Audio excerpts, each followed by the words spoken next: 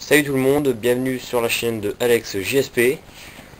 Aujourd'hui je vais vous présenter mon sac pour la forêt. Bon, à la base c'est un sac de rando, mais moi je l'ai changé pour pouvoir avoir beaucoup de place. Comparé à celui-là, qui était un 15 litres, qui n'était pas vraiment pratique.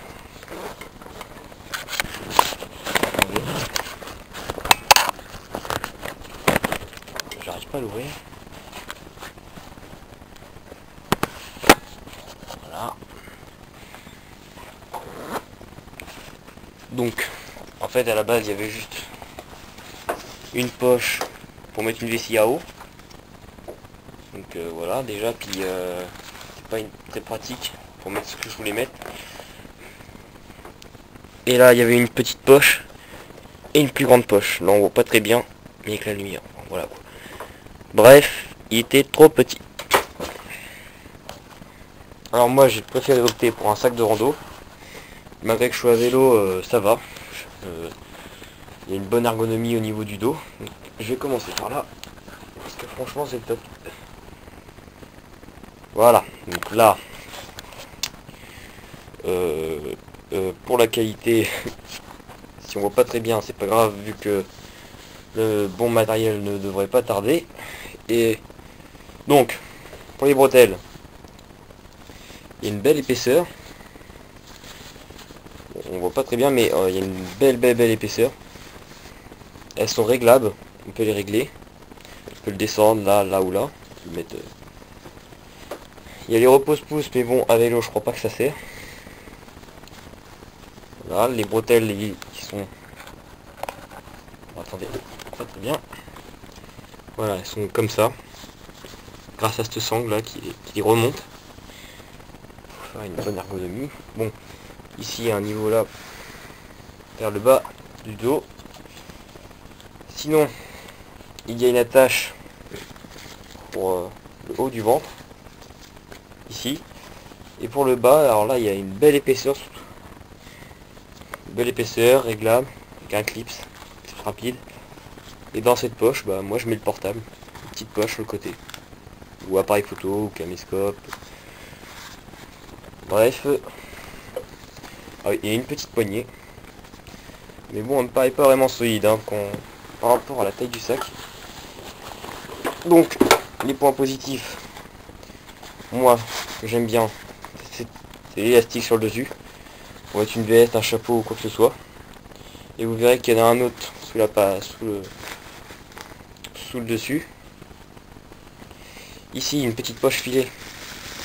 Alors moi j'ai mis un sac poubelle pour pouvoir poser le sac, je vous dirai pourquoi. Pour la forêt pour poser le sac, mais vous verrez dans quelle position. Et une paire de gants pour le bois, tout ça, enfin, pour pas avoir les mains toutes... Donc sur les côtés, oui, donc il y a une sangle de compression. Bon là je l'ai pas mis. Et vous voyez, il y a une sangle de compression qu'on peut accrocher, sinon il y a du volume. Donc c'est un 61 litres. 60, excusez-moi, 60. Alors là je vais le poser parce que ça va être... Hop là.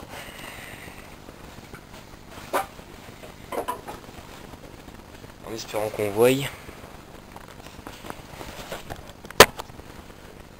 Hop là, là on devrait voir peut-être que sur le côté il y a une poche où j'y ai mis des couteaux de lancer pour la forêt qui s'ennuie.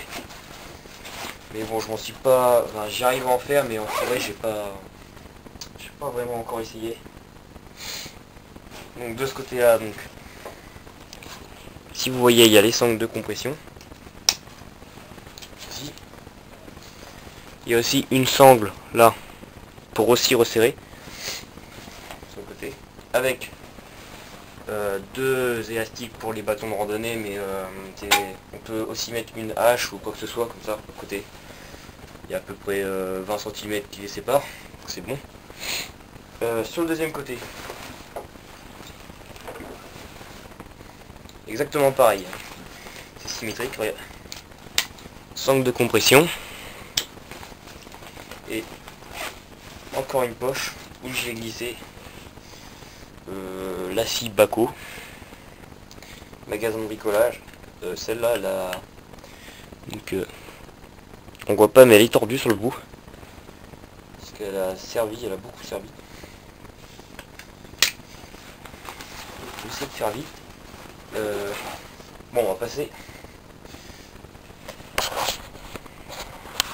sur le dessus, l'intérieur plutôt, avec cette poche là qui se comme ceci. Donc c'est pour ça en fait le sac poubelle, pour pouvoir le poser par terre. Comme ça, je crains pas à salir les bretelles et tout ça. Donc là j'ai mis des petites pochettes avec tout ce qu'il y a dedans. Je sais même plus ce que j'ai mis dedans. Enfin bref, il y a des pansements. Donc je vais en ouvrir une. Il y en a deux, donc j'ai mis une lampe frontale. Normalement j'ai une petite paire de jumelles. Donc voilà, dans celui-là j'ai une paire de jumelles. Toute petite paire de jumelles. Dans l'autre, j'ai une boîte d'allumettes, un briquet que j'ai mis dans un sachet étanche. Et voilà. Puis sur la petite poche de devant, je crois qu'il n'y a rien pour le moment. Alors, en ce moment la nuit tombe tôt, donc le gilet jaune pour le vélo. Un bonnet éventuellement pour le froid. Donc ça c'était la petite partie, voilà. Petite partie du dessous qui s'ouvre avec cette poche là. Là il va falloir que je pose pour fermer.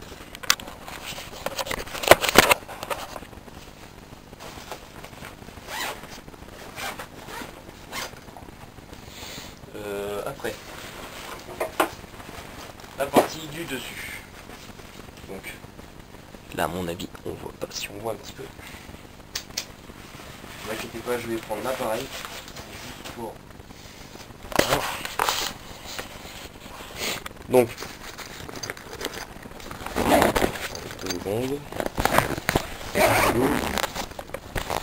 voilà, donc encore des élastiques. Donc là je viens de l'ouvrir. Là sur une grande poche, on voit pas le fond. Voilà, là ma main elle est au fond. C'est pour vous dire que quand même c'est pas petit. Donc dans ma gourde que j'ai déjà présentée, il y a un quart au fond, mais j'ai préféré ne pas le mettre sur le feu. Donc j'en ai pris un à 2 € à Decathlon, 2 €, 3 € même. Bon, il me paraît pas de... Les poignées me semblent pas de bonne qualité. Parce que ça, donc, si on le met sur le feu, ça va fondre, c'est du plastique là. Donc il y a du fer dessous, donc ça va. Mais, voilà, donc 3 €. Mon couteau que j'ai déjà présenté, qui n'est pas beaucoup aiguisé pour le moment. Donc j'attends un aiguiseur que je vous ferai voir dans une prochaine vidéo. Donc la gourde de chez Miltech que j'ai déjà présenté de... Alors, ah là, ah si on arrive à voir quand même. Donc là il y a une fermeture. Une petite poche, elle n'est pas grande. Alors dedans j'ai glissé un opinet numéro 8, double fermeture, sécurité. Donc voilà, très bon couteau, pour 8 € aussi à Decathlon. C'est pas cher et ça coupe bien. Donc on voit pas, mais là il y a du dur pour le dos, ça c'est très bien. Il y a deux grandes barres de fer qui descendent jusqu'en bas, des barres plates. On peut l'ouvrir ici grâce au scratch, mais c'est galère. Voilà, donc je crois que j'ai fait le tour. Oui, j'ai fait le tour. Donc ça se ferme avec une fermeture. On met ça par-dessus et il y a une très grande contenance qui est de 60 litres. Ah zut, j'ai oublié un dernier truc. Une petite poche sur le dessus. Donc avant j'y mettais la gourde, mais Là pour le moment j'ai juste qu'un couteau. Ça, que je vais. Donc je n'ai pas le nom de ce couteau car il a été trouvé sur un petit marché. Voilà. Et donc je connais juste le prix, je ne sais pas. Bon, la marque c'est Camp. Donc voilà, lame inoxydable. Très bonne ergonomie, hein. Moi on l'a bien en main. Il coupe très bien.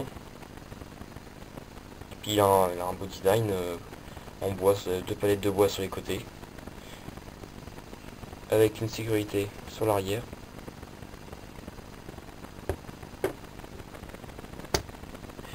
Et voilà, donc très bon couteau, mais je préfère prendre l'Opinel pour tout ce qui est travail sur le bois, tout ça.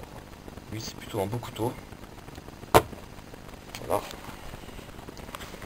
Qu'on met dans cette poche. Et voilà, sinon j'ai fait le tour. Je confirme avec les clips là. Ici. Et voilà. Et bah voilà, merci d'avoir regardé ma vidéo. Et je remercie encore une fois tous les abonnés. Merci, à bientôt.